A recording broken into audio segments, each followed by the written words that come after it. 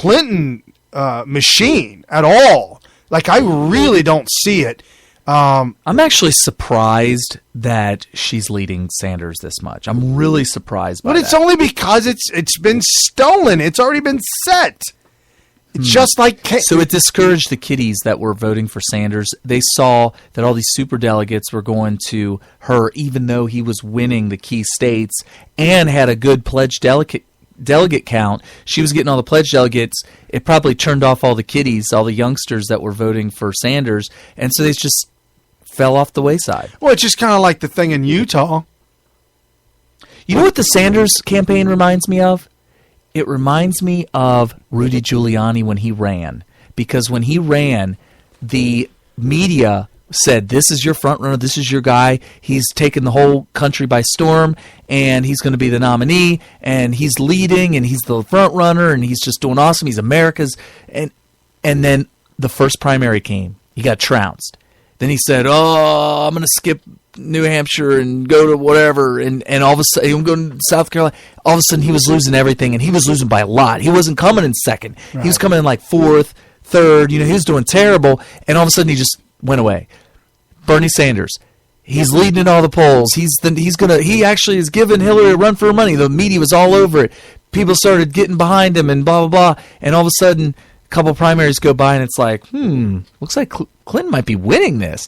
And then more primaries, and she's blowing him away, and all of a sudden he falls by the wayside. I feel like, I don't know, he's still got these huge rallies. I don't know if they're huge now, but how did he just disappear like this? Well, let me tell you that the delegate count, if you will, which was obviously on Hillary's side, she caught a windfall of unpledged delegates. Oh, yeah. Ridiculous amount. 469 unpledged delegates went to her, Sanders. Those are the super delegates, right? That's what they're called, right. Super delegates, yeah. And Sanders, 29. Yeah, that is weird. I mean, they got a rigged system over there in the Democrat Party. 440 point difference. I mean, wow.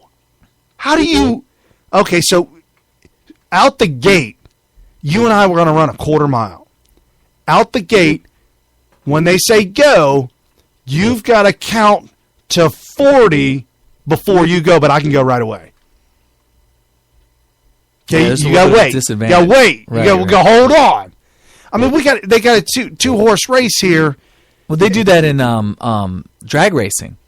They let the faster car, they make the faster car wait. Right. If there's a handicap, they call it a handicap. Yep. Mm-hmm. If there's a handicap to it, and that's absolutely true. However, in this situation, the handicap should have gone to Sanders. That's right. He should have got the handicap. Right. Imagine trying to play horse with Michael Jordan, and he gets HORS.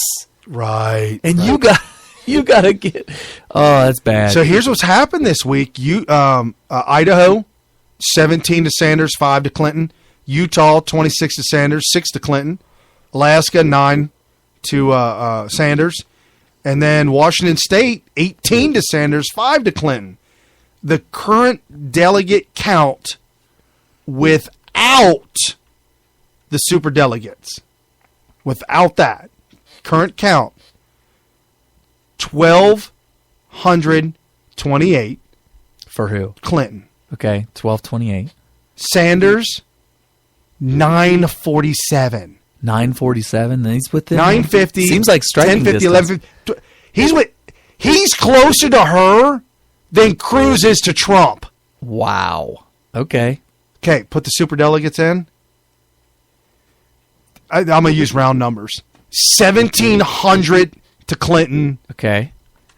970 to Sanders. This is not democracy. And that's within one or two. That's within one or two. This is not a democratic process whatsoever. But that's the Democratic Party. More like the non-democratic party. The Democrat Party is not democratic. No. By definition. No, by definition, not at all. Oh my gosh. So that's kind of that's really frustrating that's gone down like that. And then this whole thing with Utah that popped up this week. The Utah polls showed for Trump and Cruz, the polls leading up to Utah. Let's see, where's that at? Okay. Oh no, that's after the vote. So polls came out for Utah, and they were close. Trump's poll numbers were close, but it wasn't close as in close. Like 20. Trump was like 24, and Ted was in the 40s. So I mean, it's not close. And then Kasich was somewhere in the middle, and it kind of went back and forth, but never really changed that much. 40s for Ted, Trump in the 20s. Okay. Apparently, there was a campaign against Trump, and that campaign was to come at the Utah Mormon voters by showing a picture of Trump's gorgeous supermodel wife, right? In a GQ magazine photo shoot. GQ back in the day, I don't know if they're still around. They're still around? Yeah, of course. There's no magazine that was out 10 years ago that's not out today. Okay, so GQ. Magazines don't go out of business. I've never picked up a GQ magazine in my life. I did once when Jennifer Love Hewitt was a... Okay, moving right along. So GQ was kind of like the soft photo shoots, soft core shoots, if you will, like Sports. Well, they like weren't Sports Illustrated. Naked. They're like it didn't. They wouldn't. Nothing's shown. They did not go Playboy style. Yeah, didn't go all the way Playboy. Certainly were never, ever even close to thinking about doing anything. All those other magazines, like Hustler, Penthouse, or none of them. Except when Miley Cyrus was 12, they did the whole shebang. Well, but that's because her father signed off on the consent. He was there. He said, "I was there. I was standing right there. Yeah, it's like whatever. It looked okay to me. Looked great. Yeah, I don't know what you guys are talking about. She looks gorgeous." Okay. So anyway, it was. This was back 16 years ago. She was a supermodel. She was gorgeous. She's still gorgeous now. She did a photo shoot on a bearskin rug and some diamond handcuffs, diamond linked cuffs or whatever. And so an anti-Trump campaign by Liz Muir, and that's what she's calling it. It's not a pro Cruz pack. We are an anti-Trump pack. Of course. Whatever that means. So that means they want Hillary to be the president. Right. So they said, "Do you want this to be your first lady?" And then at the bottom said, "Vote for Ted Cruz." Yeah, that's interesting. So if you are an anti-Trump, why are you promoting Cruz? Correct. Interesting. Okay. And so they promoted this strictly and specifically to Mormons in Utah on the internet and around town. To Mormons. You didn't see it.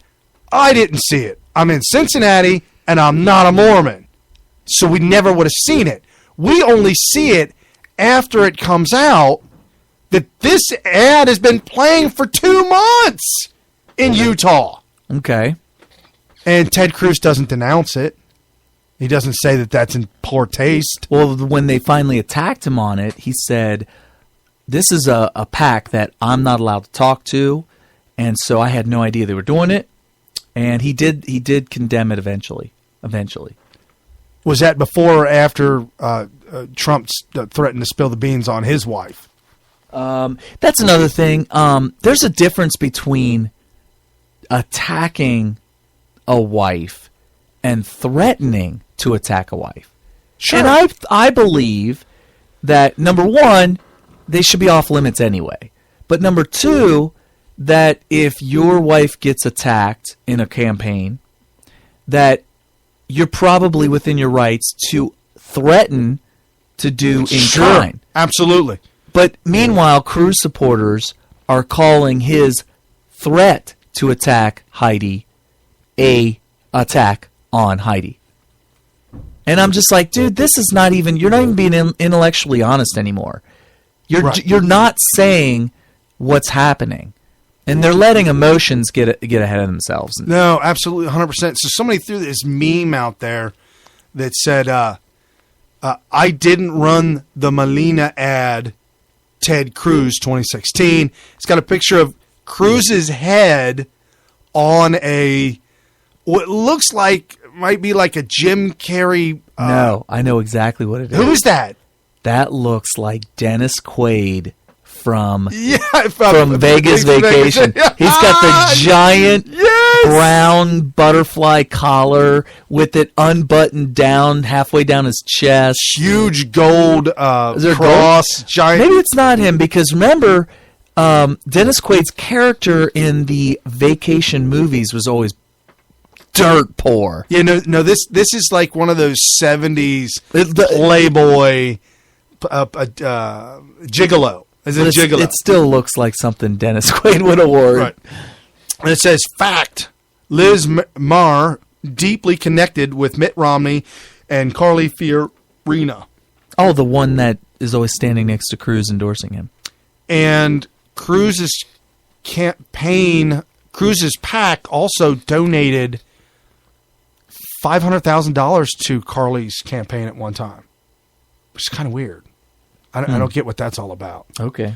And then it says, Ben Shales at GQ Sales said the ad was ordered by Jeff Rowe, who's apparently part of this entire campaign.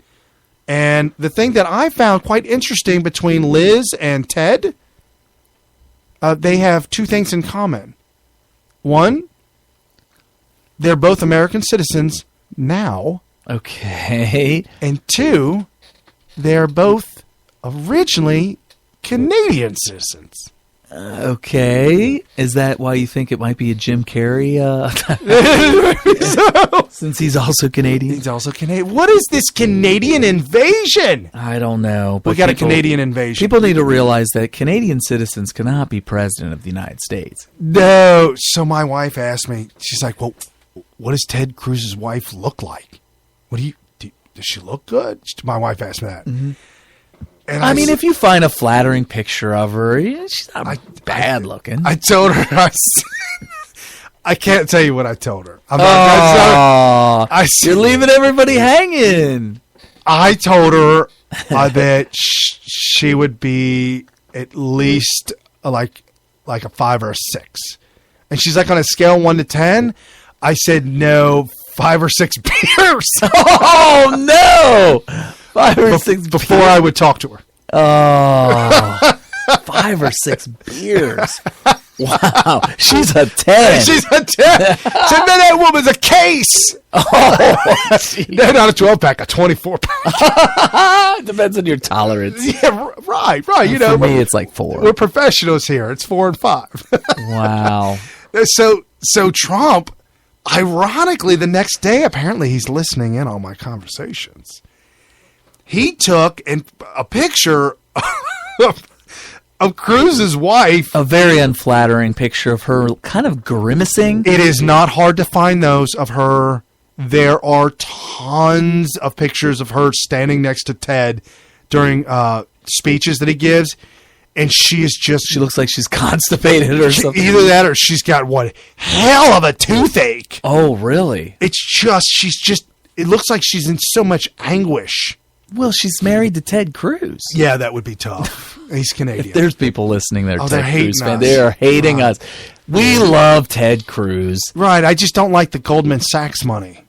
Well, my thing is I'm a troll. Okay? Right. And so when I smell blood in the water, I got to go for it. It's that our generation because I love it too. It's just our generation. And the millennials aren't ready for that. No, they are can't not handle ready it. for that. They can't handle Like, it. oh, that's a trigger word. No trigger word. Come on. You need to give me a trigger warning. And I need a timeout from that last trigger. That's what I'm talking about. So he puts this picture up, and it's just awful picture. Oh, next to his wife. Oh, It says no need to spill the beans. The images are worth 1,000 words. And by the way, he retweeted that. Somebody else tweeted it